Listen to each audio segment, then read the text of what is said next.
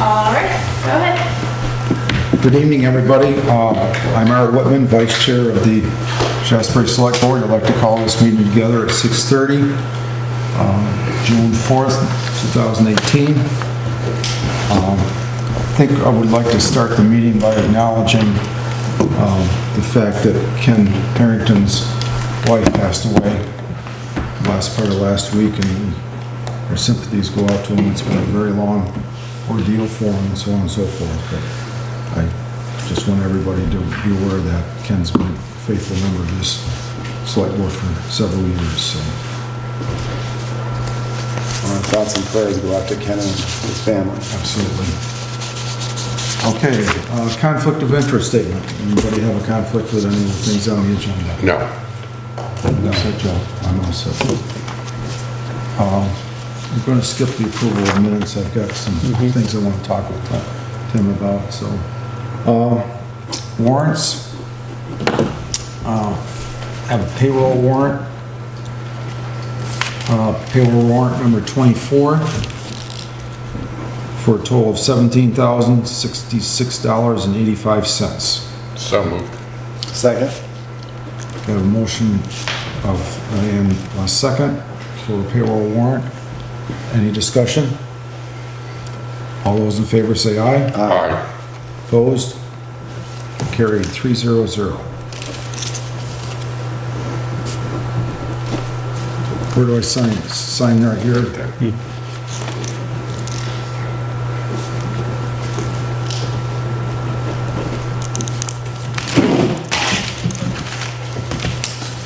And we have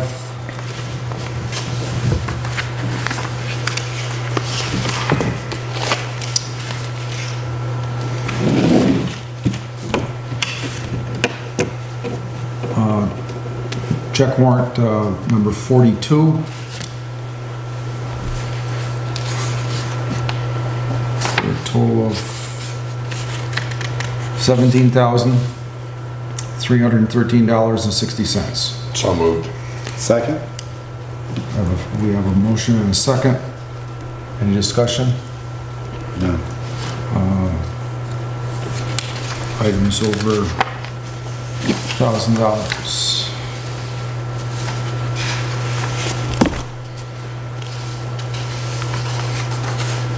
On telecom, it's our, no, let's see, some printing and mailing for $1,600, delivery, sales and service for $1,400, bowl of fuel for $1,200, another bowl of fuel. What are the two boat fuels for?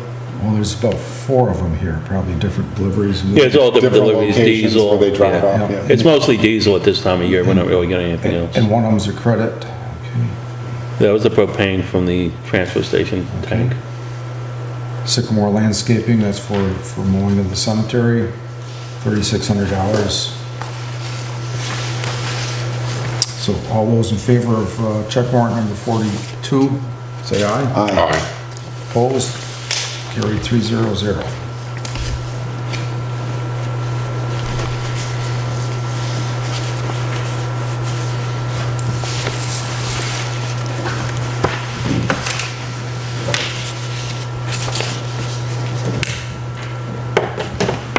You had some announcements, Dave? Yeah, we have 2 announcements tonight. First, the unlicensed dog list is completed. We have 58 households that have unlicensed dogs.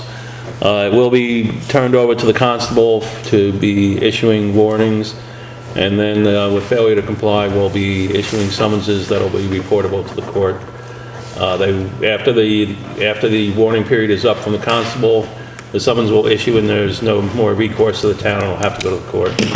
So if you have an unlicensed dog, or many of these have numerous unlicensed dogs, please take care of it as quick as you can. The constable will come around with a warning, and you'll have 2 weeks from that date before the fine goes out to the county, and there's nothing we can do about it. But we do have to clear this list. We've been talking about this for a while, and we've taken a lot of people off this list, so we need to get it done this year. Thanks to Melanie, you can pay online. And you can pay online. And you can register online, you can do it pretty much all online, you don't even have to come in, but we do need to clear this list up. Okay. The second announcement is the transfer station. There's a new traffic pattern at the transfer station. Starting tomorrow morning, the construction of the new transfer station will be in full swing, so you will not be able to access past the first 50 feet as you come in past the chain link fence. That starts tomorrow? It starts tomorrow.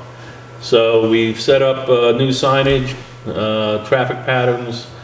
You'll come in, you have to make a loop inside the back where the compactor was, and you'll exit out. The lanes are plenty wide. We've already put a dump truck and compactor through it, so everyone can get in. If you happen to be bringing C&D, there will be room for a trailer on a pickup truck to swing around inside, but the C&D container will be over where the water department building is. Brush will be over on that side. Tires and any refrigerators will take care of it on a case-by-case basis. It will be a little inconvenient, and we hope people move quickly through because it will back up. And we just ask cooperation that when you come in the entrance lane, you do not stop and you make the loop and come back. And we're trying to limit the people who will be walking back and forth between things. So it's pretty well marked. We'll be there tomorrow morning, and hopefully it'll go smoothly. But until the new one's finished, it'll be a little inconvenient, but. So it's pretty easy to navigate through without any direction? Yeah, it'd be, you know, having done this for many, many years, I always think that I have enough signs up, but it should be fairly easy to do. It's just mainly just moving through. Just when you come in, there's a sign, keep to the right, just follow that up.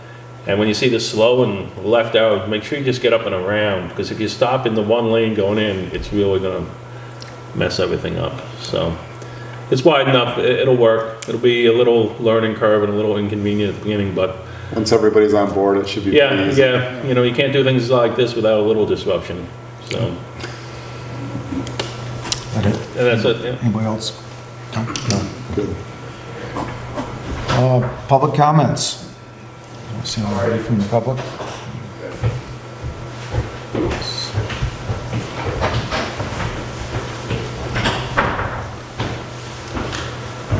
This from BLTC. Have a seat.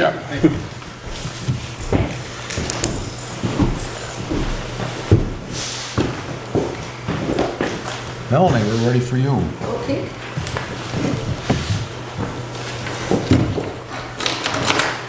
Okay, we've already talked about most of the revenue, so I'm not going to belabor the point. At the last meeting, there's not anything new of interest has happened. I think the same goes for the disbursements. So if you want to just go down to the bottom part, unless you've got questions about any of that, I think we've already talked about it. Just want to know how we're doing at the end of the year. Yeah, so yeah, we could look at that right now if you want to. It's, as you can see, as I've been saying for a while, it's right on target, and it looks a lot like last year. So no surprises, which is just what we like to hear.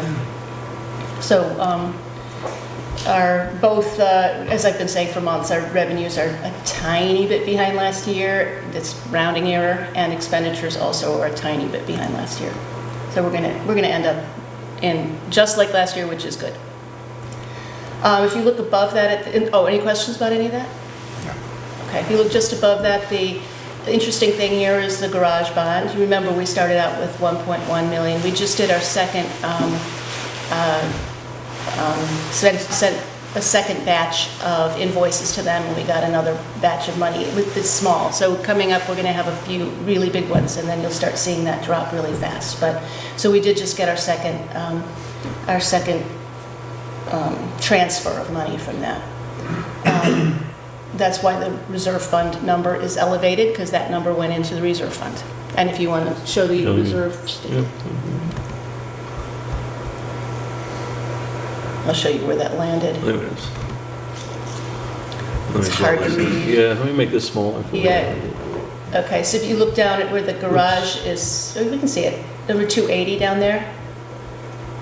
Is that where it is? Yeah. Right next to my cursors, if you can see my cursor right there. Cell location? Wait a minute. This is March. Did you have May? I have what you sent me. Okay, take my word for it. This is March. We we apparently don't have May. But May shows the money in 280. I have it here if you want to see my, we don't have the ability to put this up there, right? No, we don't. I'll just show it to you guys.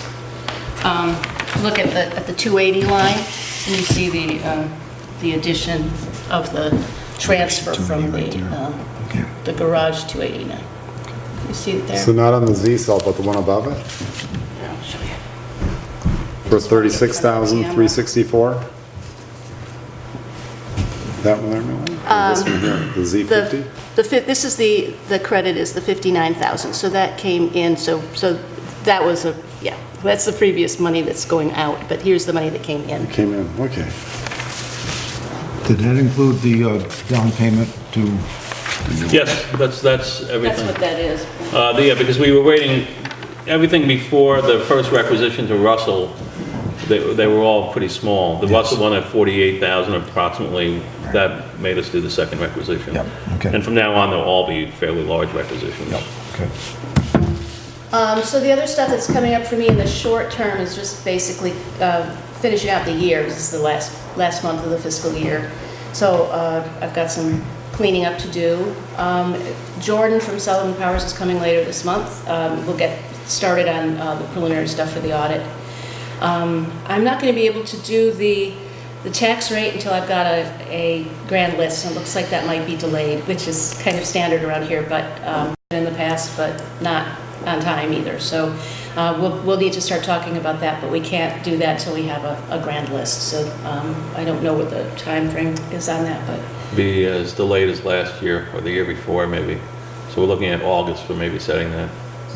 And it's all allowed by the state, but it's not optimal from a performance point of view. yeah, it's a little irritating because I Yeah. need to get a line of credit, and the later we start getting the tax money in, obviously, the more we're going to have to use the line of credit. So that's what I'm juggling right now. Part of the issue is, as you're well aware from when our assessor passed away a few years ago, we've had successions of assessors who have been hired off by other people after we hired them. So we're on number 4 now. So he's just getting caught up, and it's just going to be another delay again this year. Why 4 assessors?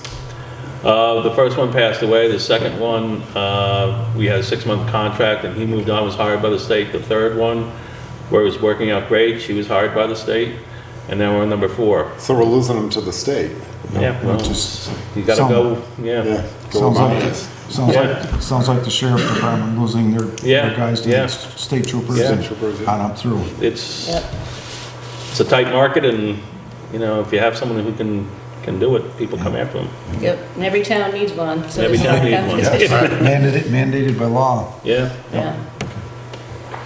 Yeah, so that's I'm going to be working on the line of credit. And last year, we really didn't need one, and this year, we're clearly going to need one. So that's hanging over my head a little bit.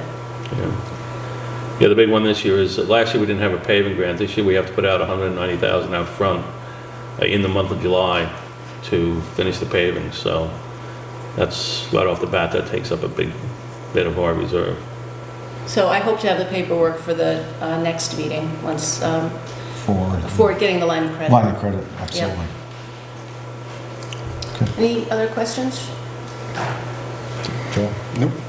Thank you. Thank you. Okay. Thank you, Melanie. Thanks, Melanie.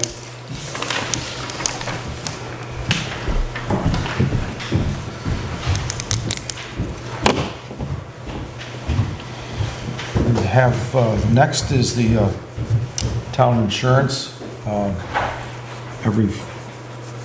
This is, I think, after 2 or 3 years, we have agreed to kind of put it up for bid. I think it's the last 2 years it's been with the Richards Group. More than that. Probably more than that, but since we've had to actually talk to somebody else, so. VLTC has a proposal. I don't know your names, I'm sorry. I'm Larry Smith. Larry Smith? Fred Satan. Gentlemen, come on up to the Yeah. table, and Larry and who? if you'd like. Fred. Fred, okay.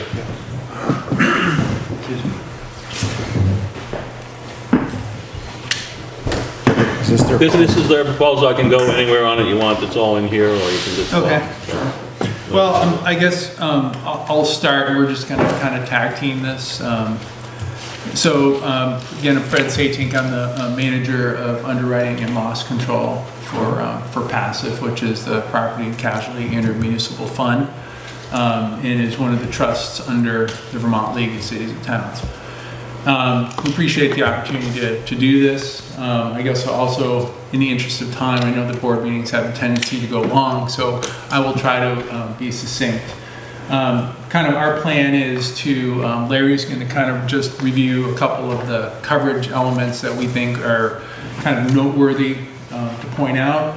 And I think he's got a couple things asterisked. And then on top of that, I'll probably review some of the service differences, because I think that's really, that's our forte. We exist solely to benefit our municipal members. And we are owned and governed by essentially your peers, whether it's municipal managers, administrators, select board members, treasurers, clerks, etc. All of our services and coverages are designed with municipalities in mind, and so I think it's important that we spend some time making sure you're comfortable and understand what are the value of the programs that we will be offering you. So with that, I'll let Larry touch on some of the coverages, and then again, certainly ask questions as you feel free whenever you wish. Sure. So my name is Larry Smith, manager of member relations, also at VLCT in the Risk Management Services Department. So I went through and I just highlighted some of the areas that I wanted to point out where we may be a little different in coverage. More than likely, it's going to benefit the town. So we'll start right at the top where he's got buildings there. We're a guaranteed replacement cost on your buildings. What that means is, just take this building as an example.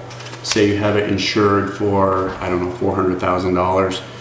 Something were to happen, the building burns down, gets destroyed, and it costs $600,000 to build that building. That's our risk. That's, we're gonna pay $600,000 to get you back to where you were. So that's where guaranteed replacement cost is versus maybe a guaranteed or replacement cost or agreed value. There's different valuation types, we don't know exactly what you have now. We just wanted to point out the benefits of our coverage. And I'm assuming, Dave, I don't know, everybody wants to see the bottom line. I've seen you assume you've already seen the bottom line price, but yes, so, I have, yeah. I I can go to that page if you want. Yeah, well, if the board has any questions, but just keep in mind that covers everything. So, it's the full menu of coverage and all the services and programs that we'll be describing. So just to clarify that. Flood coverage, I'm not sure if any of your buildings, I didn't happen to take a look, but if any of your buildings are in a flood, or if that could ever happen here, but our flood coverage it's $1,000 deductible. I think what you have now is $25,000 or $50,000. And a lot of times, what I've seen in the past is if you did have a building in floodplain, some carriers do exclude it. Doesn't sound like you have any there, but I asterisked it because it is a difference there in the deductible. Ours is $1,000. Same with earthquake limit. If that were to ever happen, again, $1,000 deductible up to the $10 million per occurrence. And I think you have a $25,000 or $50,000 deductible in your current area. Yeah. So I just wanted to point that out. I don't know if you can you scroll? Yeah, sure, so. No, keep going, I'll tell you. I mean, I don't want to go through every single line by line, but I just wanted to point out some of the, our auto liability, not a big thing. We get a $10 million. I think with your excess coverage, you have up to, I think it's either 8 or 9 million dollars. Just a little bit of a difference there. I had a question about the fire trucks and mobile equipment, the modified actual cash value. Oh, yeah. If my fire truck burns up and it's worth $400,000 to replace, what am I going to get for it? So, I mean, if it's like because we're going to cycle 15 years, so I could have a 12-year-old truck. Right. If I have a 12-year-old car, I'm not getting much. I mean, yeah. Right. what does this term mean, modified actual cash value? Great question. What it means is, so if that were to happen, so say Yeah. it's 5, 6 year old fire truck that burns down. You won't get a brand new truck, but we will do our best and shop the market and try to find a truck that's like make, like model, with all the bells and whistles that you had on it, so that we can get you back to where you were, essentially functioning try to to where you were when you had find one. something that's comparable to what you have. You still have to factor in depreciation every year with that truck. Well, right, and it's just like, you know, if you have a total loss in your vehicle, you don't get a new vehicle. To your point, David, with this, at least what we do is we kind of have a method of going nationally where we'll look for comparable fire truck. And there are instances where we find the next best thing is a little more expensive, and so that's happened before.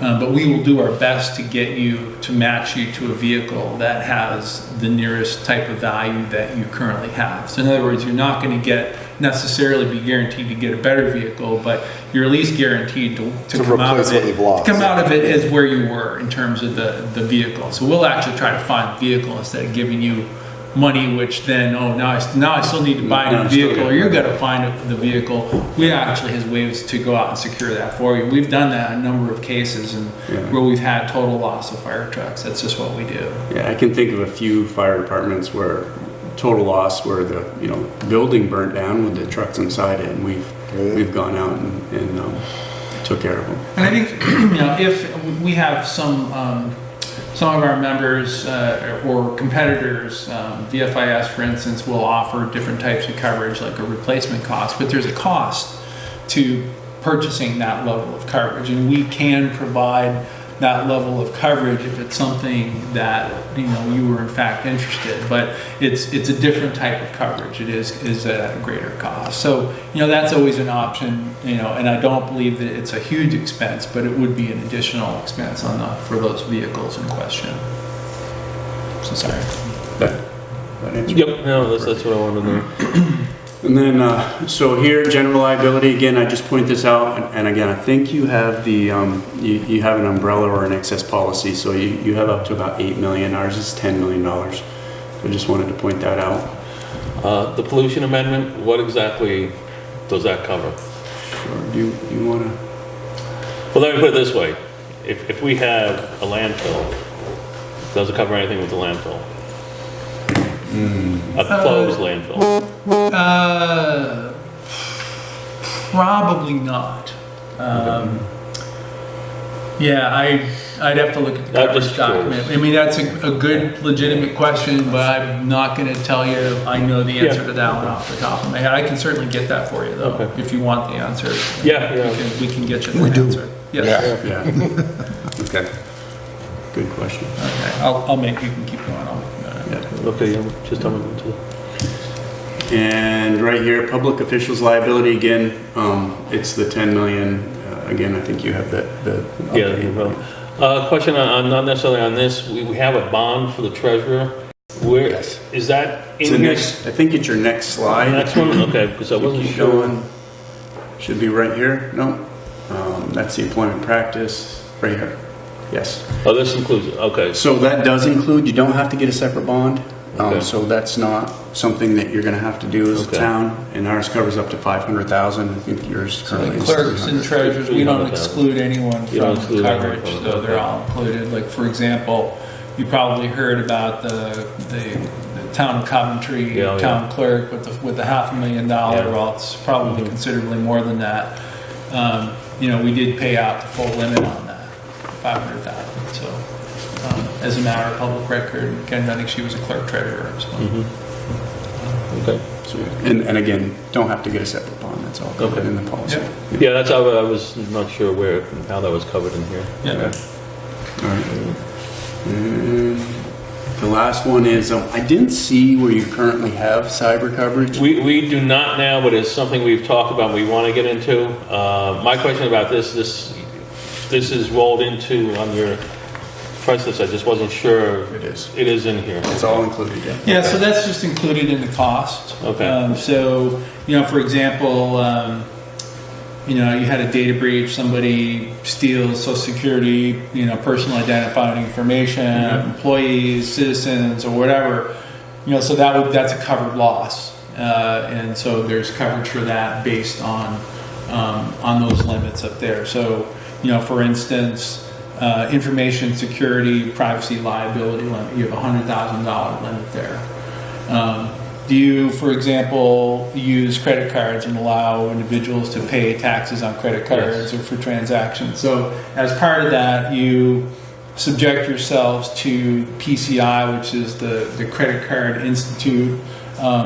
It's an entity that governs the use of credit cards. And so they can actually fine, as part of your user agreement, you kind of sign off, and they can actually fine you for violations of their best practices and codes. So there's actually coverage here that's provided.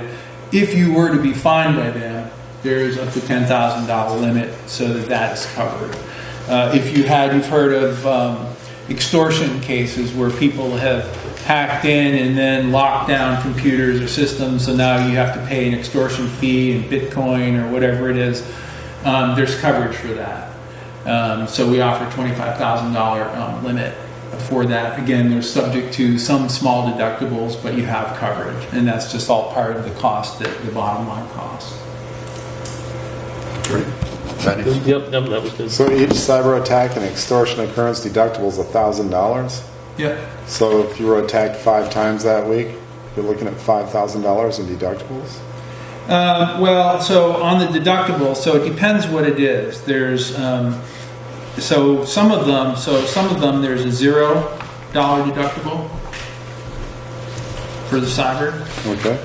And then for cyber extortion, there's a $2,500 deductible, and for first-party data protection, which is if you have like data loss due to a breach. So say you had there was a data breach and they corrupted files, so that would be subject to that deductible. $2,500. Yeah, $2,500. Yep. So it doesn't really depend on the content of the file, the importance of the file. It just is in general. Right, and either the value for restoration, whatever cost may require to reestablish that, and I think the most common types of claims that we have had some different breaches. We've had some municipalities that have had some breaches. I think the one that comes to mind was the town of Essex, in which there was a phishing scam and there was inadvertently payroll information on employees that was released. And so that's that's the most common type of claim, or release of personal identifying information. And I think that one ended up costing somewhere between $15,000 and $18,000. I mean, it's not like, the good thing is with these limits, we feel these are very adequately protective of municipalities, for the simple reason is that you're not target. You don't have millions of customers whose data would necessarily be involved in a release. And from what the firms tell us that deal with these things on a regular basis, for those types of claims, the average cost per person that's affected is between $8 and $10. So really the limits here we feel are very protective of our municipal members. So that's the cyber. As far as coverages, again, I just kind of highlighted some of the differences. I just wanted to point those out. Fred's going to talk a little bit about some of our services that we offer, which again is all included in the cost that you have in front of you. So, you got any questions? Any questions so far on kind of the coverage piece? Or I think the only other thing I will add is our proposal, and as you've seen the bottom line number, we would prorate your policy to get you on a January 1 cycle. So just so that's clear, so essentially you have an annualized number here that then is prorated 7/1, which is your current effective date, until essentially 12/31 at 11/59, at which point then 1/1 we would begin a new policy year and put you on a January 1 cycle. So that, the cost structure is the same. Only thing I will say is that 1/1, those will be new rates. So I So can't. these rates don't reflect the 1/1 date rates. That's right, and to be real, right, to be clear, our rating process our actuaries will be gathering that data and giving us the funding and rate analysis in August, so we won't have rates until November. We have to file those with the Department of Financial Regulation. So those get approved in November, and then those rates are what we'll use in our 1/1 renewals. At this point, I have no idea what the rates are necessarily going to do. Our hope is that they're flat or that they go down slightly. So that's our hope. And I will say that you would be a good member. You have good loss experience. So the way that we rate these is we are able to take into account the loss experience of individual municipalities as well as their efforts in doing good risk management, which then ties into the programs that we offer, because many of them are designed to help you be a good member along with all the other municipalities. And so the more you take advantage of those, the more effectively you control your risk, and then that just allows us to then, okay, well, you're a good risk, you're subjecting the pool to less losses, so you're deserving of better pricing. And so really that's my decision. I'm the person that actually makes the final pricing decision every time. I wanted to ask one question on the each response expense occurrence deductible for data compromise liability annual aggregate. You've got that listed twice, once for $100,000, once for $50,000. Okay, which one was it? I think, is that which group you're looking at? I thought it was. Trident Public Risk. Yeah, that's the Richards group. It says, oh, I've got the wrong one. No worries.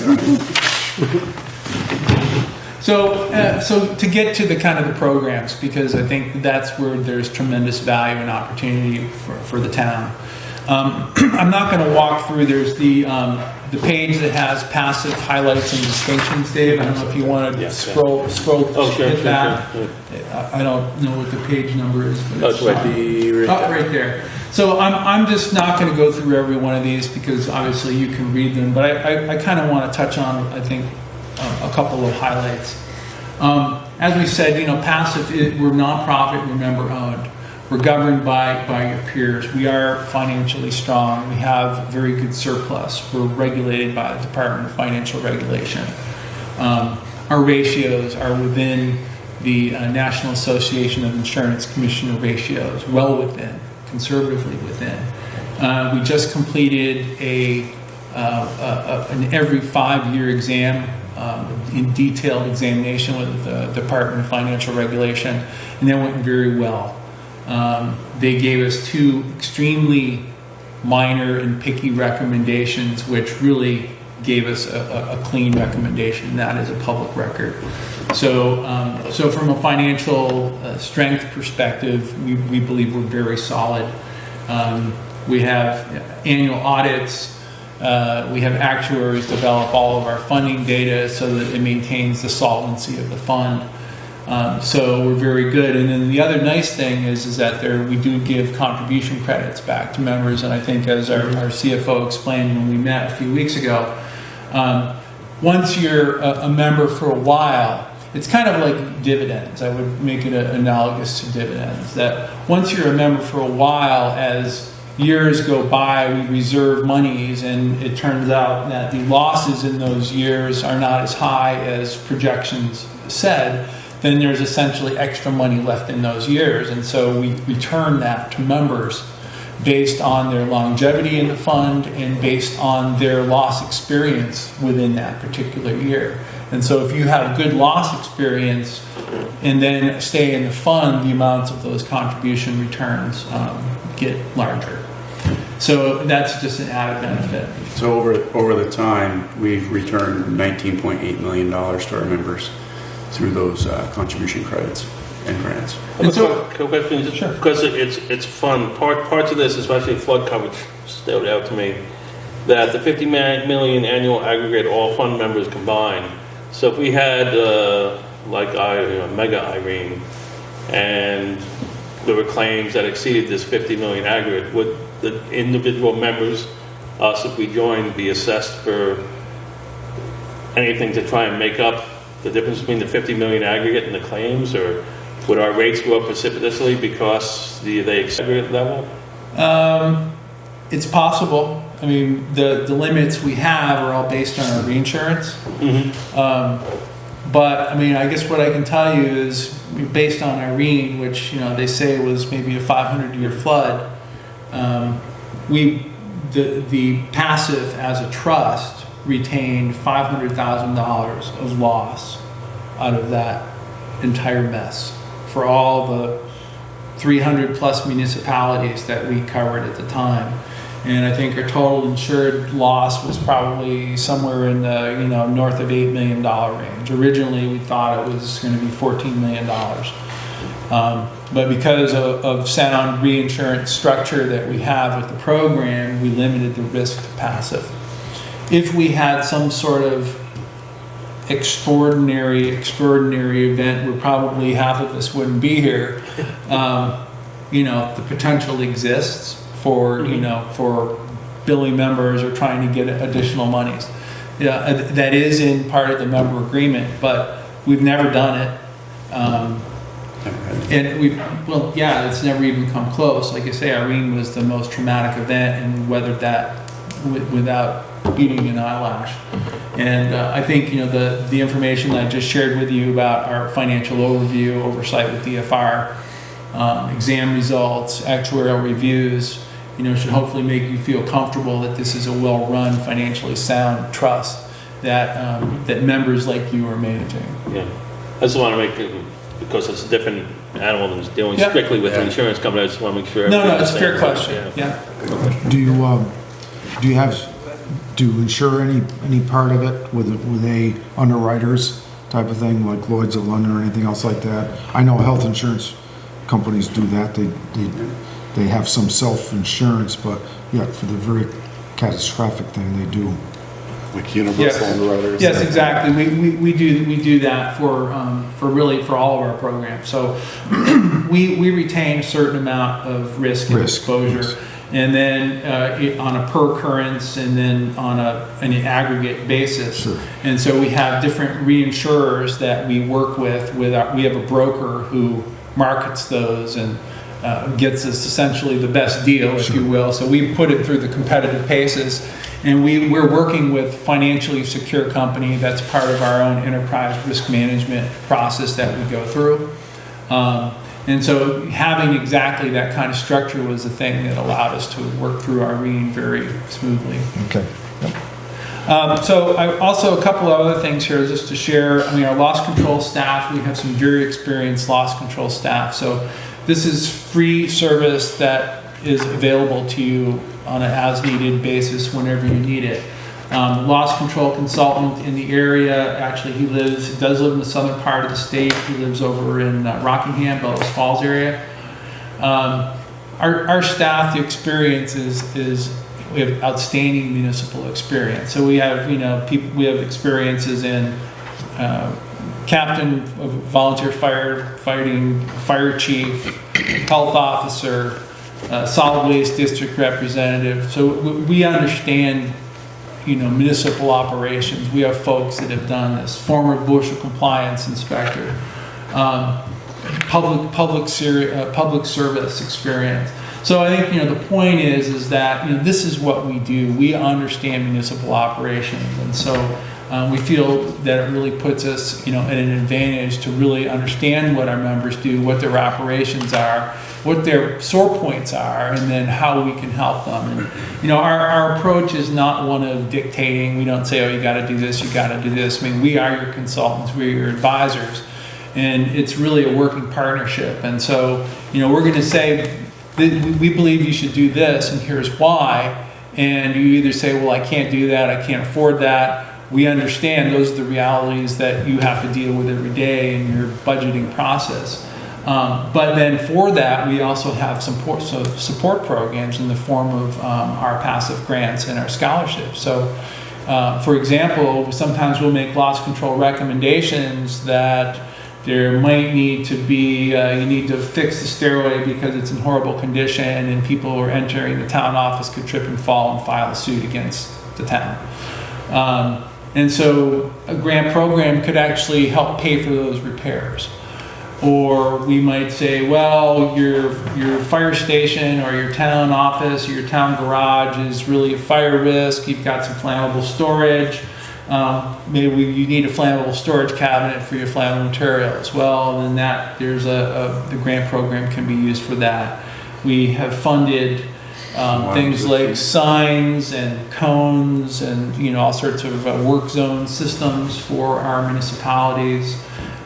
Fire systems, security systems, alarm systems. We love it when they put in centrally monitored systems, so we don't burn whole buildings down by the time that the department gets there. We have an alarm to send something that's centrally monitored. So those are all eligible for the grant program. And as we stand now this year, the grant program runs essentially from April 1st to the end of August. We have 2 rounds. We've already expended about $180,000 out of $200,000 that our board authorizes for the program annually. So there is still a little bit of money left. And I guess we'll see how it goes after, if you decide to come to passive on July 1st. There still may be some money there, and certainly you'd be able to apply immediately and take advantage of that. And if it's not available, then subject to board approval, it would refresh on 1/1, and then the money is there again, available for all members. And that's a 50-50 match up to what's it? Up to 5,000, yeah. So that's very helpful in either funding recommendations or just in other safety, loss prevention needs that you may know that you have. And again, we work with you. If you have questions on, well, is this eligible or not, we work with you. That's what we're here for. We're here to serve you. So that's kind of the grants and scholarships. We have a lot of trainings available. We just did a risk management for highway supervisors training in Weathersfield, and we did one in Waterbury. So we just concluded those last week. We ended up training about 50 or so highway foremen, a couple board members, I think attended as well. And it was very well received. We had 90% of the attendees said that it was either a good or excellent program on all fronts.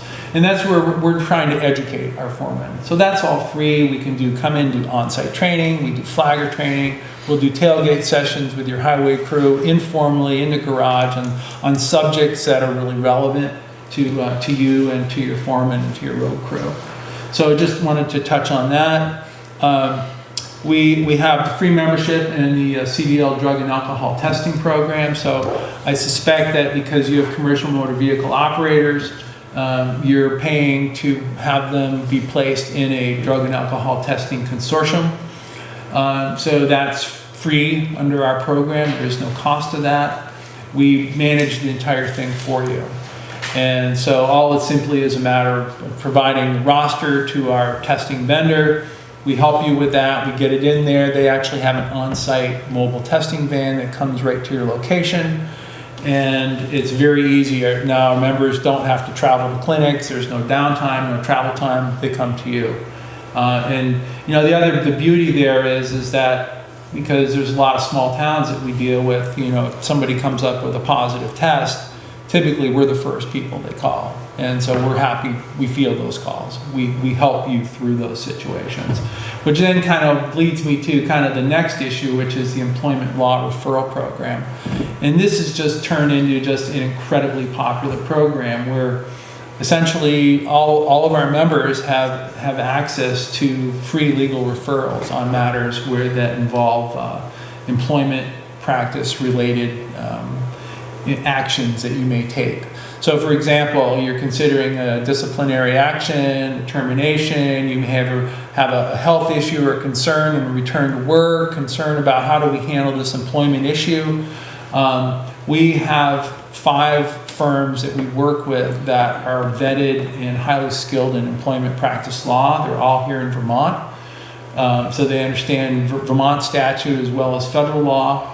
And you have 3 free hours of legal consultation for every one of these incidents. Now imagine a town of your size doesn't have many of these, but even if you have one, there's 3 free hours of legal consultation. And, if it's going to take an extra hour to get the work done, the attorney calls us and I'll say, yeah, go ahead and do the 4th hour and we'll get that covered. In some cases, we have situations where it may take 5-10 hours to get the work done. And at some point, we're going to kind of cut that off and say, okay, well, the town will handle the rest of the billing from there. The good thing is though we have negotiated rates with these legal firms. So as I'm sure you're well aware, attorneys can charge a considerable hourly rate. And so we have negotiated rates, and they'll give you that negotiated rate for any balance of work. So this is just a hugely popular program, and the win-win is that passive pays for that. And in so doing, it makes all of our members are using it. I think year to date, we're probably at close to 50 referrals already. And the win on our part is that it reduces the employment practice claims, which then helps to keep rates under control. And so it benefits everybody, because nobody wants to get sued. These can be easily 6-figure judgments if and when they happen. I think the only other thing I'll just briefly touch on is if you joined, you would also, all employees and their household members would have access to EAP services.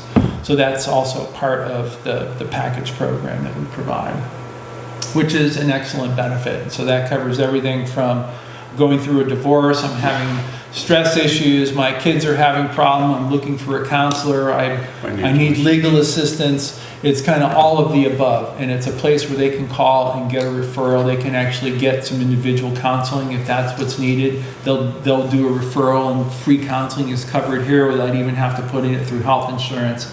It's a very valuable program. And I think the final thing that, and maybe I missed something, Larry, but we also have an HR consultation program. So a lot of towns struggle to keep up with personnel policies, with job descriptions, with the current statutory changes, whether it's on Family Medical Leave Act, Vermont version of that, how does that play in, sick leave requirements, how does that play, how do we handle all that? We have an HR, senior HR consultant who has her certification in, what is it, SPHR, I believe.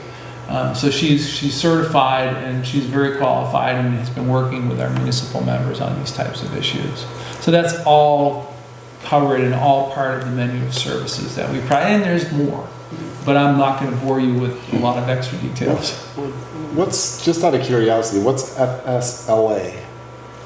FSLA, Fair Labor Standards Act. Okay. So that is where somebody is either designated as a non-exempt, kind of an hourly person, if you will, versus an exempt type salaried person. That's kind of the federal law where that essentially comes into play. The only other thing you may want to touch upon, and probably the last thing, is there are times when you are, and I think you guys are getting ready to build a new town garage, potentially do some construction in here. We will, a lot of times you're having to deal with contractors and you have contracts in place and all that. If you want assistance in having some second set of eyes or somebody that's familiar with looking at those contracts from an insurance perspective, we'll do that for you. So I do contract reviews. Our loss and our other underwriters will do that as well. Our loss control consultants are well versed in, all the safety standards, can help you with any of that. So the whole idea of that is just to keep the other guy honest? For the contract? Yeah. Well, I mean, the contracts, our role is to help municipalities not assume more risk than they should, because as I'm sure if you've looked at these contracts, the temptation is for contractors to try to push off as much stuff and have you assume the burden or the risk on this contract for this element, or to try to limit their liability. And so we review those for a lot of our members who send them to us, and then we'll make suggestions and say, well, this language doesn't provide you with enough coverage, or this language puts a lot of burden on the town and you should really try to push back and see if you can get this piece removed.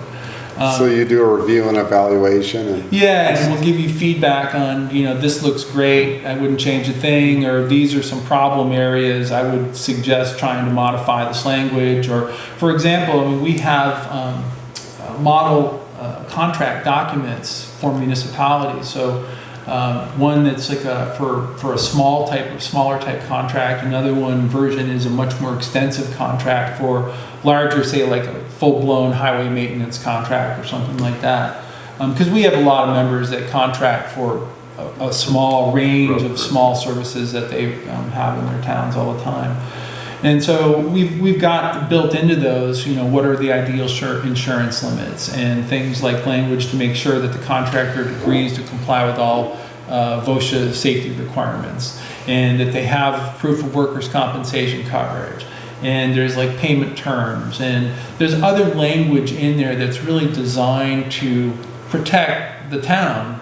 And so we encourage our members to use those documents because it's really in your best interest as much as possible. Sometimes you get pushback and say, oh, they're too complicated for, I'm contracting with a custodian for $5,000 of work, and we get that. But then there's also maybe more significant jobs where maybe you're contracting with somebody to do a road reconstruct or something like that. And, if it's a $100,000 contract, well, then you want to make sure that they have all the right insurances and the language is in there to protect the town properly. And so that's just an example of resources that we have available. We're continuing to populate our website with these types of materials that are available to our members. My impression is that we are already members of VLTC, and that you can call up and get human resources. Not PACSIF stuff, no. Okay. It is a separate thing. We've looked into it at different times. People have asked me things, and for instance, the foreman. EPO? The foreman's thing he just had. For the contracts and stuff? Yeah. I mean, that's an extra charge to us, and Okay. if you join this, then you get to go to all those things without charge. Yeah, and so the Vermont League of Cities and Towns, that membership, that will get you access to the Municipal Assistance Center where we have attorneys. And so where you have questions on kind of situations relating to municipal law primarily, that's already in there. Open meeting law types of questions, For us, ordinance questions. The easiest comparison was we used to be tested by them. And then we changed the rules last year because we weren't PACSIF members. Oh, right. We had to go out and get our testing separately. For the drug and alcohol. Which makes sense because we don't belong to PACSIF and you were providing them for free. It worked for us for years, but Right.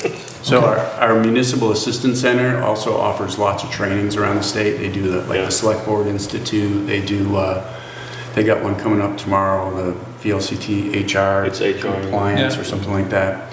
So by being a passive member, you can go to those at a 50% discount.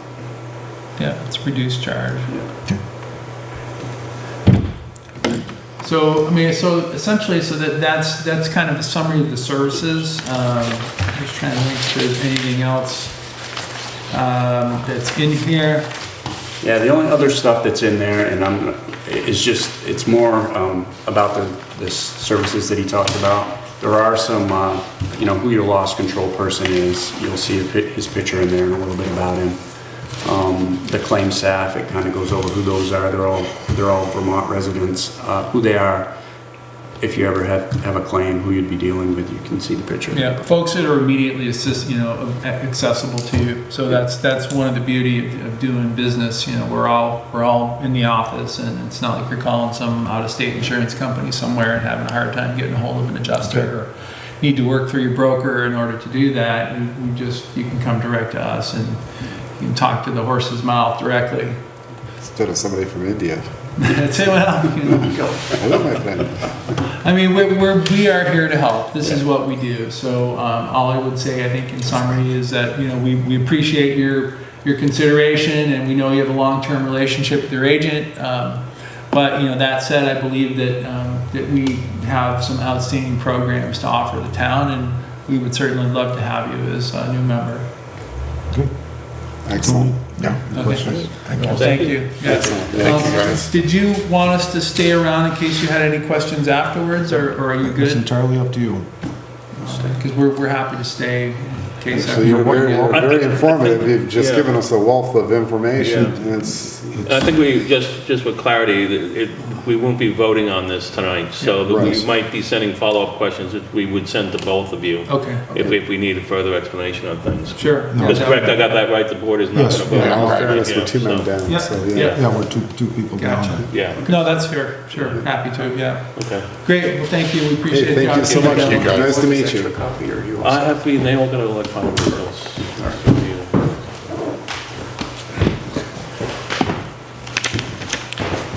Dave?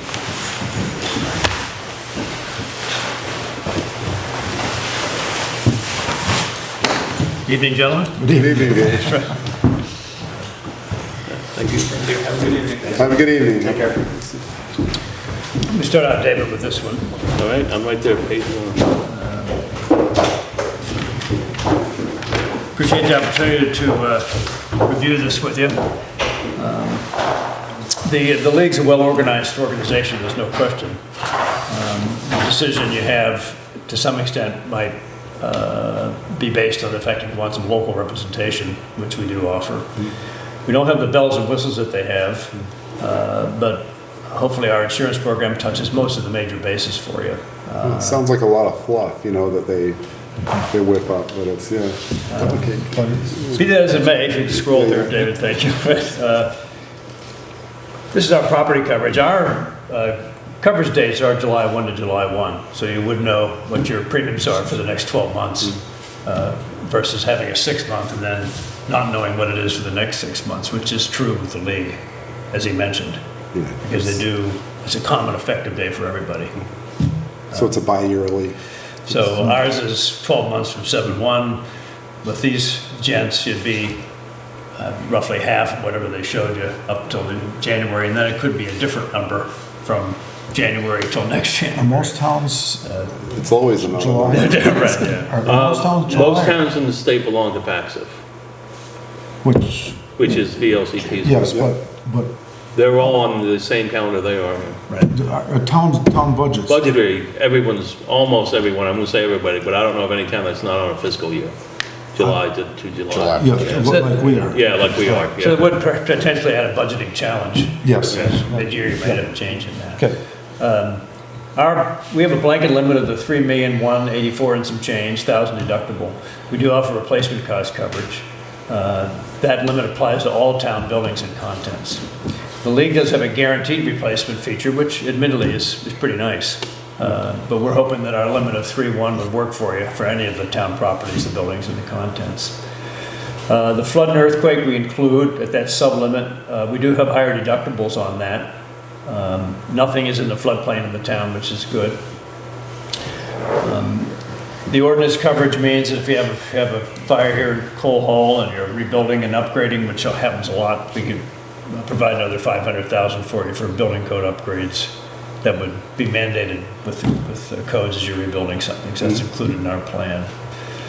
And David, Can I? go ahead. Now, the likelihood of us ever having a flood here, I've never known. Yeah, Us have a it's flood. fairly unlikely. Yeah, And so, as I I mean- mentioned, that you're not in the floodplain. In addition to that, which was circulated, but we have a property extension endorsement that does give you a backup of sewer and drain coverage, and that happens a whole lot more often than floods. And we do So- have that available for you with a 1,000 deductible, 50,000 limit. Yeah, Well, I was gonna say, because, I mean, you're looking at $500,000 for a flood. right. And if we never have a flood, why are we paying for flood insurance? Just the wrath of God, we do get one? or- I can see if there's a premium charge attached to this, there may not be. It may be part of our municipal program, but I can check that for you. And, which I'll do, and I'll advise David if you could take that out. Okay. Right. I'll do there. We do include equipment breakdown coverage, which is all the HVAC furnaces, heating equipment, compressors that's covered with the 1,000 deductible. And we do have a schedule, which of your contract equipment, which we'll look at later, but that total is a 436 and some change. 200,000 for the fireman's loose equipment that's in the firehouses plus on the trucks. We do offer, which is perhaps an important point, replacement cost coverage on the fire trucks. So it is new for rolled up to that limit, a little over $1 million on the fire trucks. The league has the, what we call actual cash value, so they're going to try to get you something similar to what you had. But our program is replacement cost on the fire vehicles up to that limit. So the fire company doesn't have their own insurance? We insure all their properties. We insure their, okay. Yeah. I just, Yeah, it's all folded Yep. in the town's coverage. okay. Correct. Yep. Now, Joe had asked earlier, as we're looking at the computer equipment and the $250,000 limit, whether that can be reduced because we just don't have $250,000. Yeah, it's a good point there, and that's part of the property add-on endorsement. Yeah, It's yeah. available to all the towns that we insure. So, And then, Dave, the one thing I was gonna ask the other gentleman, I got this confused. right. Anyway, On the cyber coverage, right. yeah, I mean, well, it says data compromise liability annual aggregate. It's listed here twice. One for 100,000, Right. one for 50,000. What's the difference between one and the other? Where you see the 50 on here? Right here, it says data compromise liability annual aggregate, 100,000. This one's for 50,000. Yeah, one of them is for your own system. Okay. Data compromise to your own system, there's 100,000 aggregate. And this is for liability covers to others. So if you were liable for a data breach and someone's coming after the town. Right, I was just confused because it reads exactly the same as the above. Yeah, so it's actually two different aggregates. This is for liability, Okay. and this is for helping your system. Okay, okay. I Your just system, I yeah. couldn't Does see. that make any sense? Yeah. Liability, and that's for repairing your system. We keep rolling, David. Tell me where to stop and we'll keep going. We do have a crime coverage for blanket for the entire town. We also have a separate bond for the treasurer for you. They include all theirs at one. We do have a 300,000 limit for that, for dishonesty for all town employees. Treasurer's a separate bond. And otherwise, we have some coverage on cash and some coverage for forgery and funds transfer fraud, etc. Counterfeit money. Our general liability is $1 million. You have a $5 million umbrella on top of that, so your total is $6 million with us for coverage. A $6 million umbrella. They do offer you the 10 million. So it is higher coverage in that regard. Our aggregate is $3 million a year for liability coverage. We do include employee benefits liability. If someone makes a mistake in managing a town benefit plan, health insurance, we help you with that coverage. Our coverage, which I didn't mention, and I don't know if it's insured or not, but it would be important for you to check this. We do include sexual molestation for the town, including in our liability, and the umbrella is excess over that, as you see up there. Okay, that's for everyone in the town. That's right. Constables, et cetera, the rec department, we cover the town for that liability. We also have some errors and omissions for the firemen, some professional liability for them. And our pollution is covered except the landfill. You asked that question of our friends at the league. We can do it everywhere but there. And we're doing all right over there. Asbestos is excluded. The failure to supply, what we have is the water system. Pretty much it comes to North Bennington and goes to our users here. That's right. If something occurred and someone files a claim against the town because the water system wasn't up to speed or wasn't supplied, that's not covered, even though I generally think that North Bend would probably be responsible for that versus Shaftsbury, since they deliver the water to suppliers, the town. Well, yeah, but our pipes delivered to the Right, to yeah, the individual that's true. houses, so it is a problem. Okay. So that is excluded from our coverage. Part of the agreement too is that with each customer is that we guarantee no service. Okay, so the, Yeah, if the water doesn't come on one day, we don't guarantee the water. yeah, okay. Just for that thing, if the main goes down the corner, it's gonna be a few days, yeah. Dave, in your professional opinion, should we have $10 million umbrella? Or up to $10 million for the town? Or are we not big enough, or what? That's the classic It coin flip on always that is. one. It Yeah, always right. is. And in our many years of experience covering the town, not that it can't happen in the future. We've had very good experience in the town of Shaftsbury. I mean, the liability claims have been in the thousands, meaning 2,000-3,000, including automobile claims. So it's hard to say. Town is well managed, and we haven't come anywhere close even to the 5 million umbrella that we have for you. I'll say that that's true. Certainly you want to have one, I think, at least at that level. Yes. No, And I'm glad I quoted 10 if you didn't want to see that. Yeah. I think I would, Dave. Right, yeah, which I'm happy to do. Because usually the umbrellas Yeah. aren't nearly Right. as. And our umbrella does go over everything. It's general liability, including the sex abuse liability, public officials, which helps all of you, law enforcement for the constables, and vehicles and the auto. Keep rolling there, David. We do have a law enforcement liability, as I mentioned, for the constables, including sex abuse, $2,500 deductible on that. Again, the umbrella's excess over that, as it is on the vehicles. So your total per vehicle accident is 6 million, 1 here, plus 6, plus 5 on the umbrella, total of 6. And there's the list of the vehicles. On this one, we include a non-owned auto liability, so if someone's driving on town business in their own car, they have an accident, someone sues the town of Shaftsbury, we would protect the town of Shaftsbury for that. There's endorsement on our auto, which does give excess coverage for town employees and volunteers. So if David's driving to the meeting, has an accident, and his own auto insurance is not enough, we would supply another $1 million of coverage to all of you and David driving your own vehicles on town business. So that's a pretty nice enhancement. As well as, which we've used a couple times for the firemen. They're on the way to a fire, they're in a hurry, they have an accident on the way.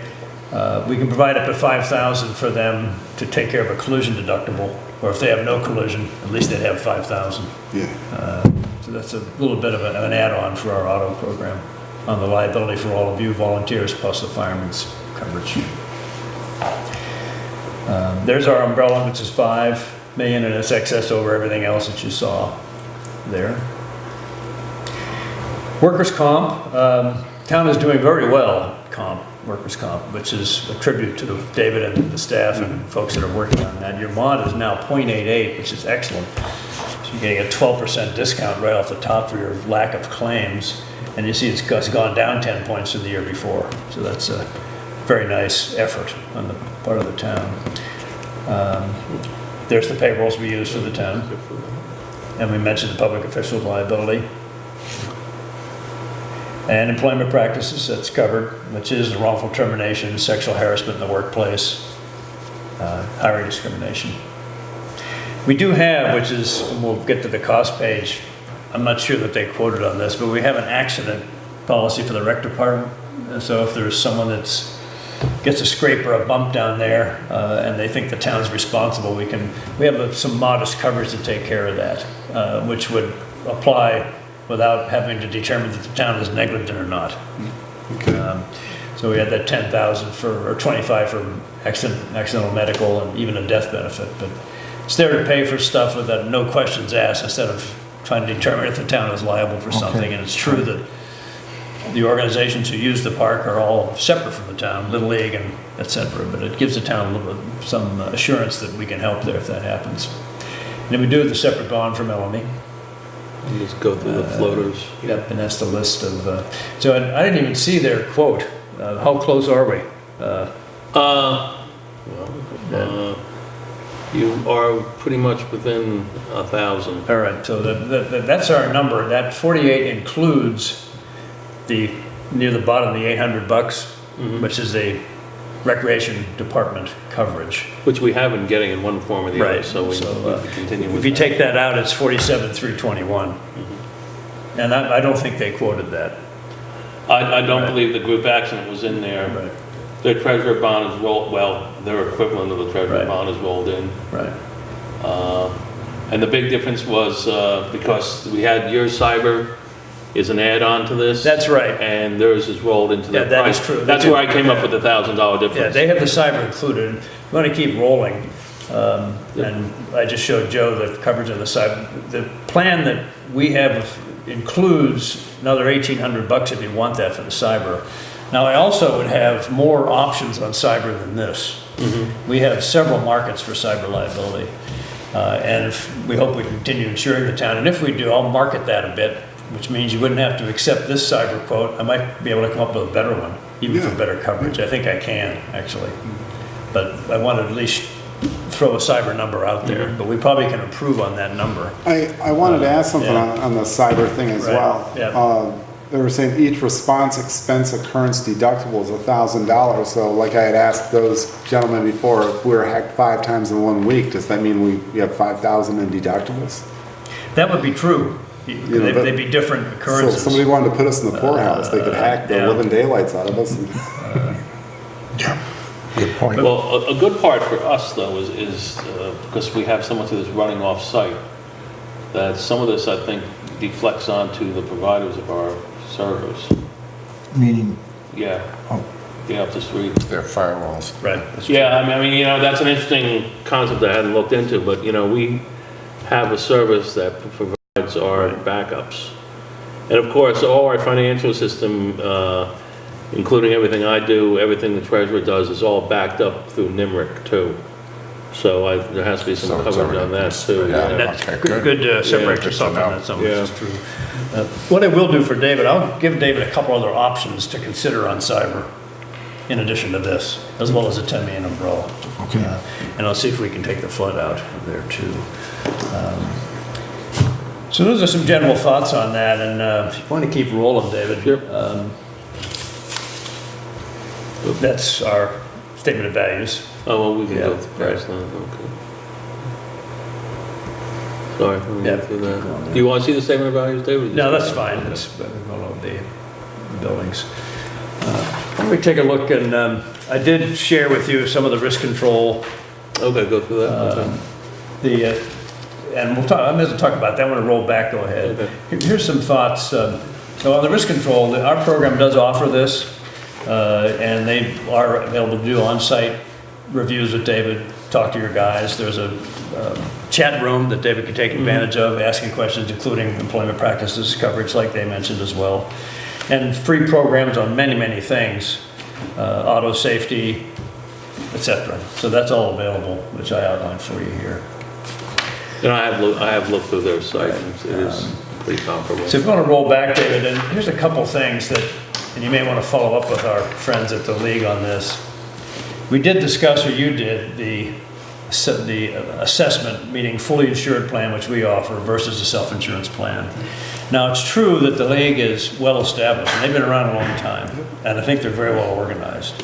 But in the worst case, the members can be assessed for claims if things go south. It's true it's never happened, may never.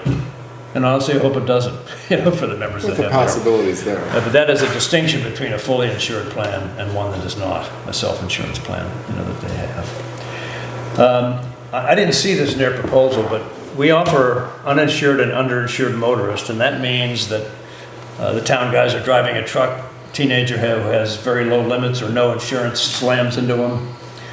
You have up to your full limit, which is $6 million, to help that individual for lost wages, medical expense, and so on. I think they have a lower limit, but David might be looking for that, but it might be considerably lower, 250 or 500,000 for that. And that's a distinction, or at least something you may want to think about a little bit, because we are able to offer that for all town employees as well as volunteers, including all of you, for uninsured and underinsured motorists. And David can ask them what that is for you. Finally, and they didn't mention this, but the firemen, I think, maybe David, you got some indication looking at their proposal. You have 2 workers' comp policies. One is for all the employees, and they have a separate one for the firemen. Obviously, the volunteer firemen offer a higher risk on workers' comp. But the one that the firemen get, it's actually seeded to the state insurance pool. So the rates are a little bit higher for that, and it's included in their quote, than it would be for the other town employees. But perhaps the most important thing is that when you're in that pool, you don't really know who you're going to get. It could be somebody like Travelers, which is a great company, right, or Cincinnati, or it could be somebody maybe who's not so great, which means that the firemen have got an insurance carrier different from the rest of the employees, And the claim service may not be what you would want that to be, if you know what I'm referring to here. So it's a little bit of a wild card because you have two instead of one workers' comp provider. So that's something you may want to think about, and David can confirm that that's still true with the league product. But just some thoughts for you on that. Well, that's good. Thank you. But otherwise, we've enjoyed the relationship, and hopefully I've enjoyed working with the town, and we've been on the job since Dennis McCarthy. Yeah, that's all long. Yeah. And the administrators have all been great, and the boards. So I'll get back to you on the 10 million. Yes. Which wants to do that, plus we can take the flood out there and maybe some cyber options too, in addition to that. Yeah, I think we definitely want to start having cyber coverage, especially now that we're in the business of taking transactions online. So What's the town budget roughly, the total for the year? a little under 2. 2 million? Right, okay.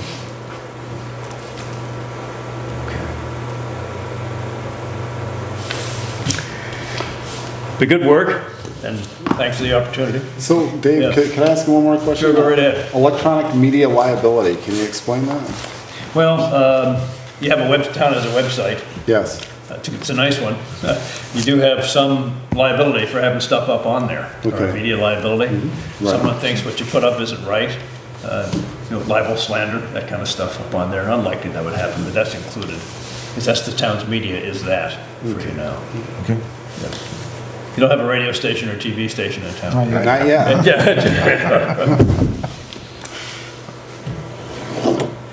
Well, thanks a lot. Get back to that, David. Yep, very good, thank you.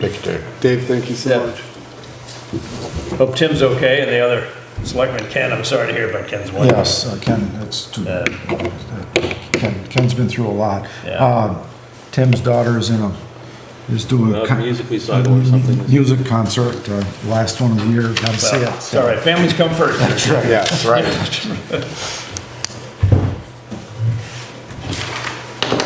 So there was another thing I wanted to ask too, real quick. Sure. Was the computer equipment, you've got it listed as $250,000 our limit? Yeah, that's, $1,000 deduction. right, and that's a huge limit, which is part of this program. Yep. So there's no extra charge for that, but that one is built in there. Oh, it is, In the okay. property Okay. extension, right. Okay. David has a nice computer, but probably isn't worth 250. Maybe 200. Well, that's why I was looking at the amount. I said, wow, I'm thinking to myself, do we have that much Yeah, right, collectively, right. in computer equipment? That's part of the property extension, which Yeah. is Joe hasn't seen the mainframe downstairs. very impressive. Is that one with the magnetic reels? Yeah. All the tapes. Yeah. Thanks, gentlemen. Thank you, Dave.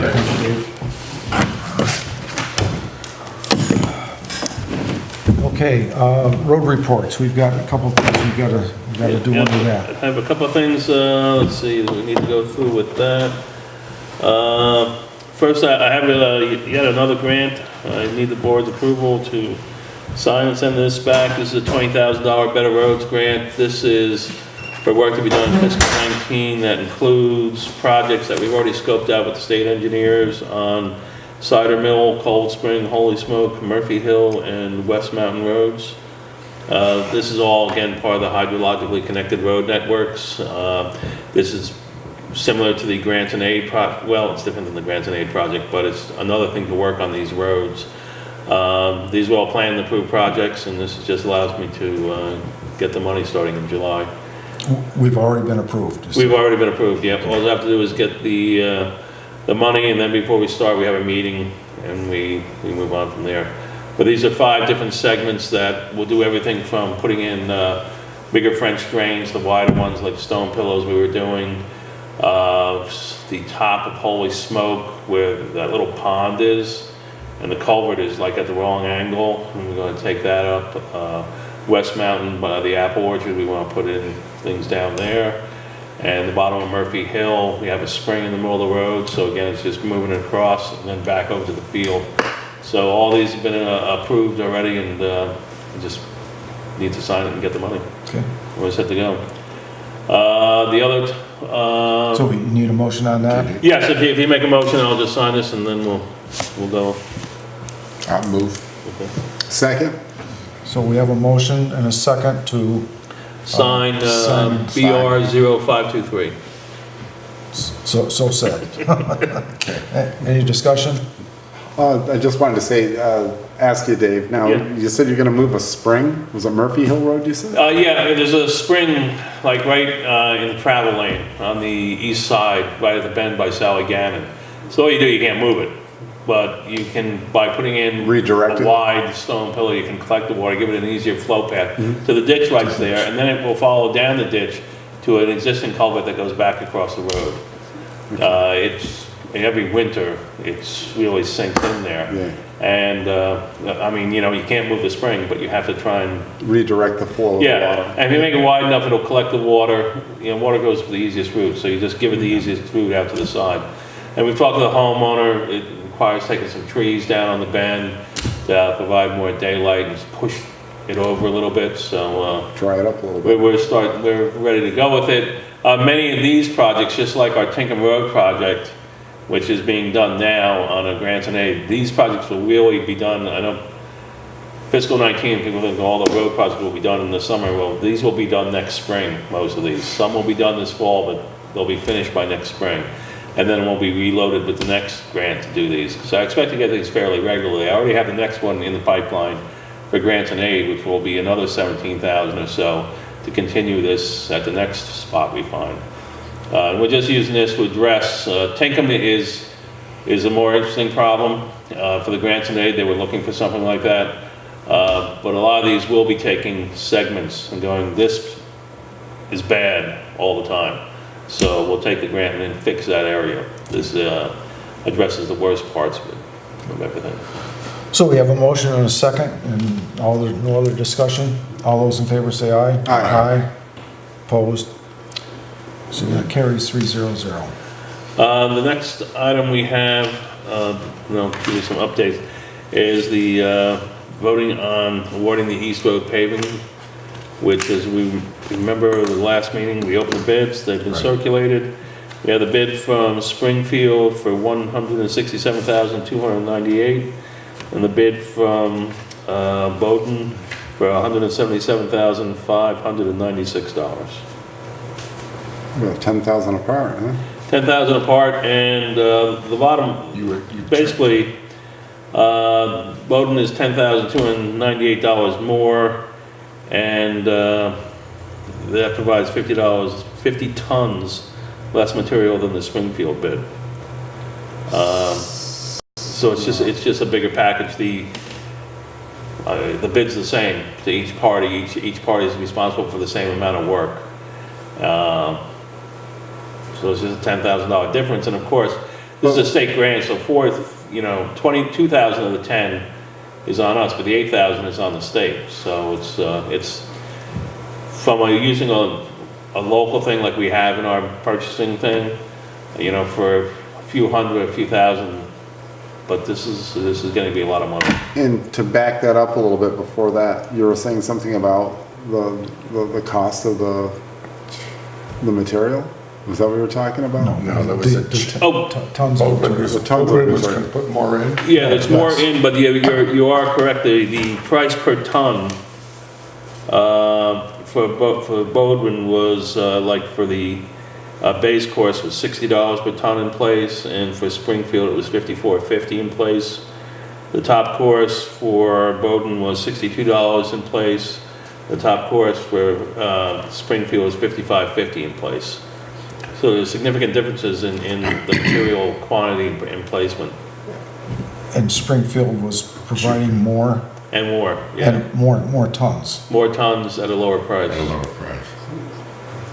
So, I have spoken to everyone from Peckham to Foreman, and no one has a complaint about Springfield. I've They're pretty never done business reputable, with them, so I checked, and they do a lot of projects.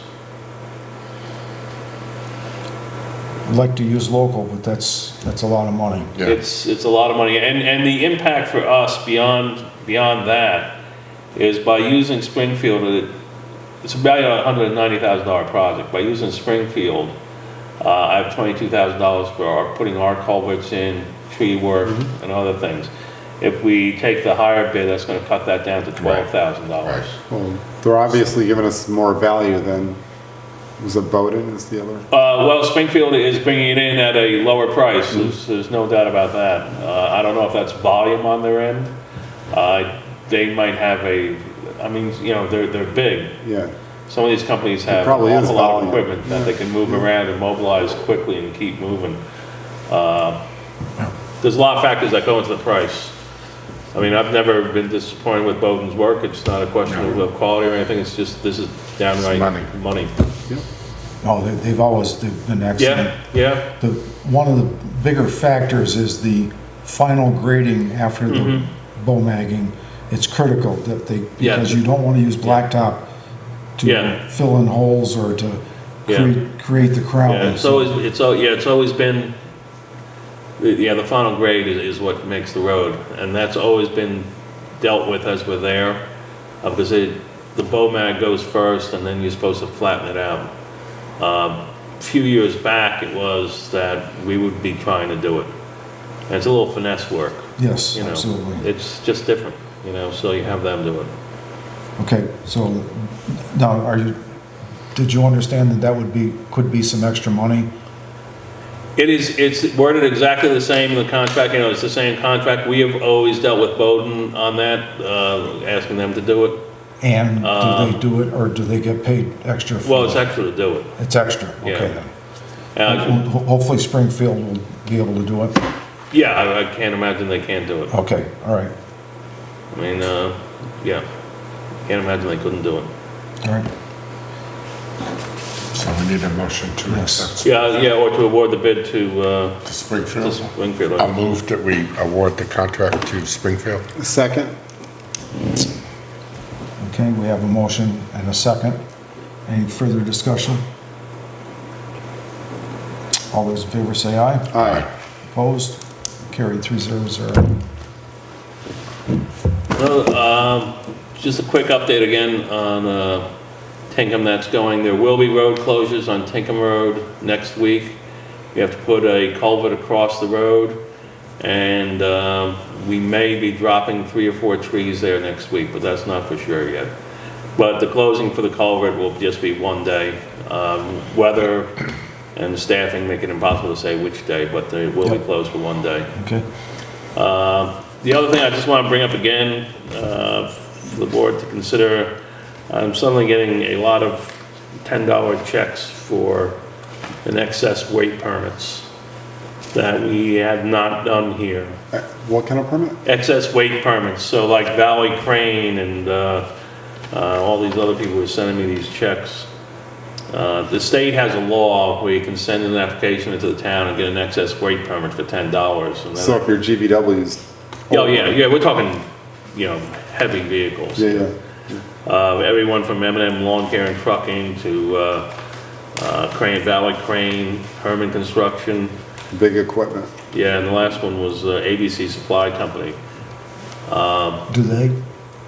is that all they're doing, is sending a check? Because I do this with the town of Shelburne, but they want to know your insurance coverage. Yeah, well, yeah, they have to send their insurance coverage, and I have all their insurance coverage. Yep. But we didn't solicit this, they're just sending them in. I don't know if, we've talked about putting weight restrictions on side roads, these are, yeah, I don't know where we want to go with this. A company called me, I said, well, you know what? I know in another town I was in, we routinely collected these, but it wasn't from everybody who was using the roads, it's basically people who sent them in. So I don't know if the board wants us to move towards getting everybody to get permits, or what I should do with these checks. But you can think about it till the next time if you want, but I could return these, issue these 4 permits to these 4 companies this year for $10, and we can follow up on it later. It's kind of leaves me in a bind here, because I'm looking at this and we really don't I know. do this. Well, we talked about not, Well, we talked about weight restrictions on the Right. side roads, you know, you're allowed to put in winter weight restrictions Right. on the side Right. roads, and this is a normal course of business thing for a Yeah. lot of companies. It And, is, it is, yeah. but in my experience has been that all they really want is your name and address and your insurance. Yeah. Make sure you got plenty of insurance, because if you go ruining the roads, I was gonna say, if you they ruin them. just, they wanna make sure that Well, you're gonna be the one to pay for fixing the road. That's the point, so that we could go back, say, you know, somebody, Joe Crane guy, Yeah. drives down North Road to put our building together and buries it, you know, 6 feet under, that they have the insurance to fix our road. So, you know, there's a point to doing this, and maybe we'll need to go out and make people do it. Mud season is the biggest time Yeah, in the springtime, and at times years ago, when there was a lot of logging and that sort of stuff, you actually would shut down yeah. the road or tell them they couldn't do it unless it was frozen in the morning or something like Well, that. But yeah, I can just accept these I and, think so, yeah. just take their checks and fill out the permits for them. It does give us the protection of their insurance to make repairs. Yes, I think that's the important thing. And it is just excess weight, it's not your standard tractor trailer or anything, it's real heavy weight. Unless you would do it more like up in Shelburne or something, I don't know. but- Oh, yeah, we're pulling out of the quarry. Oh, okay, And part of the permit is that they give you a definite route. You have to go Spear Street, Webster and all that sort of stuff to get to the Yeah. quarry. And as long as you stay on those roads, you can use you can go to the limit of what your regular state highways are. What's interesting is that several years ago, I testified up in Montpelier, and I actually showed them that a tractor trailer that has a 90,000 or 99,000 permit for the state of Vermont for all state roads is actually because you've got so many tires and you're so long, in order to get this permit, you gotta have 51 feet and 6 axles. You've got more tires on the road than the little town dump truck Yeah. with a wing and a load of sand on it. They're actually more concentrated, putting more pressure Yeah. on the road In one spot, than a yeah. tractor trailer is, so. yeah. So, Waste dispersed out. yes, exactly, yeah. All right, well, then I'll take those and I'll just push these through and, Yep. and we'll see about the rest of it. What do we have left is just the town garage and transfer station. Right.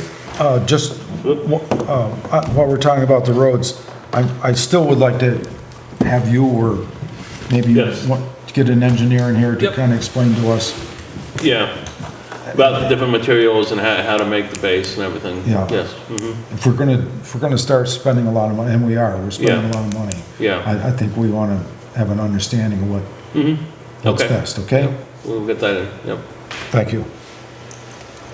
The garage is kind of really going to start cranking up tomorrow with the transfer station. As I mentioned earlier, the transfer station is going to have a whole new traffic pattern tomorrow morning. You just follow the signs around to the right, make the loop and come back out. There'll be no movement past the first 50 feet as you come into the yard. It'll all be construction up there. It'll be a little inconvenient for the first month. Hopefully the whole thing will only be a month, the 6 weeks.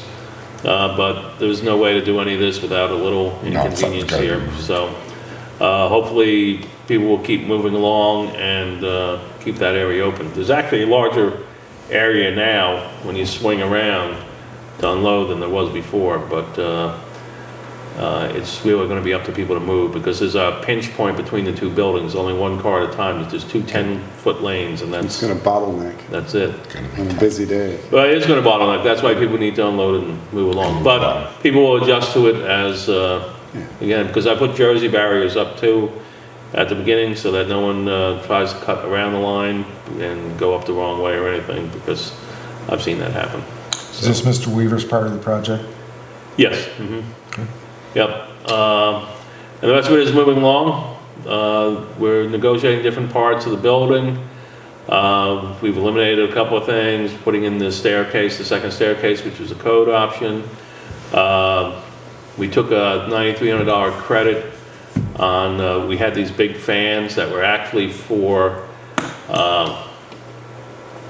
the moisture during the winter. For heat, it would dry the floors and everything. But see, then we have radiant heat the engineers in the design phase thought that was a waste, so we took a $9,300 credit on that, and There's still gonna be an exchange of air in there, isn't there? oh, well, we have, remember the vents when we went yes. up to Rupert? All those are still in there, the whole exhaust system. Oh, I so- see, oh, I see, this was a. These were separate- add-on fans that came in from an earlier design, Oh, wow. and I never saw the that. guy caught it, and he was like, you know, with a radiant floor heat, you don't need those. That's right, okay. And there was someone was asking about the heat during the summer, and I was like, I remember holding that door when they turned on those exhaust fans, and you had a tug to open the door. Those things work, so I don't think it's going to be No, too warm in there anyway. So, you It's know, yeah, Prosper's anyway. yeah, the exhaust fan is real good. We did away with the fixed welding hood. That gave us a nice credit too, because it's really not useful. okay. We'll probably match the savings in that by buying a portable one, but the portable one makes a lot more sense so that we can pull it around to where the vehicles are. Otherwise, you know, it's on the wall, hood on the wall really doesn't do much good for anybody. Okay.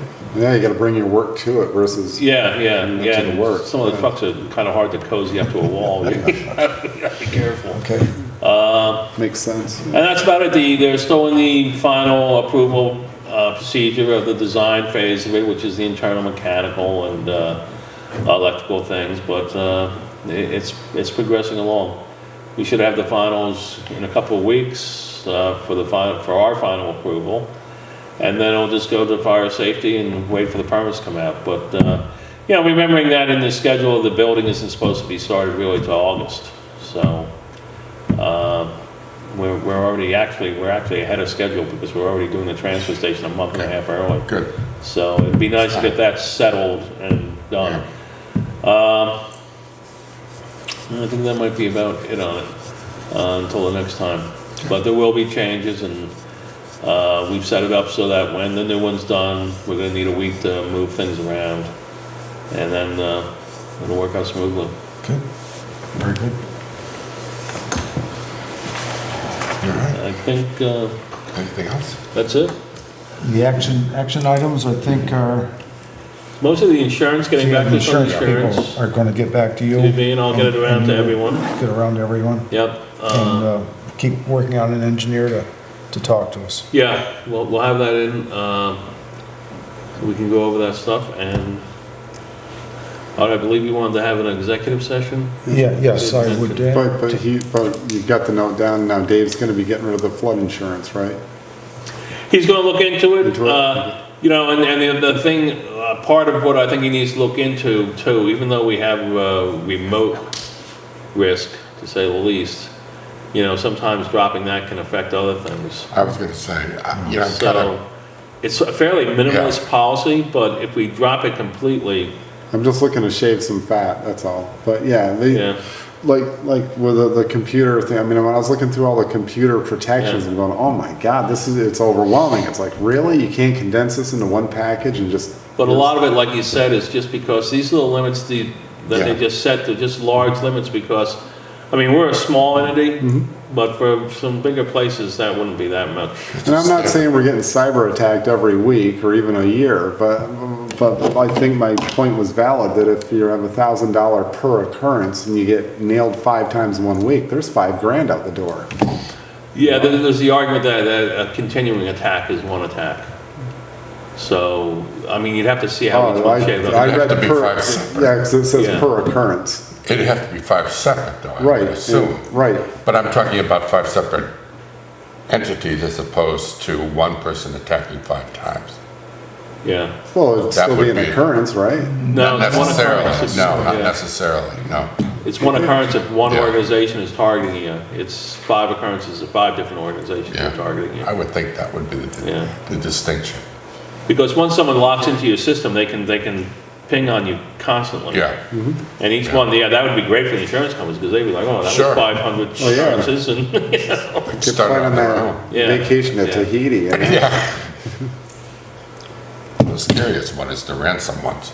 Yeah, Yeah. yeah, those are dangerous. And when you get into, you know, as we have, we're starting in We're- payments and things, yeah. we have to have this up to speed. So, okay. Right, I'd like to entertain a motion to go into executive session for personnel and contract issues. So moved. Second? Any discussion? All those in favor say aye. Aye. Opposed? Okay, we're going to executive session.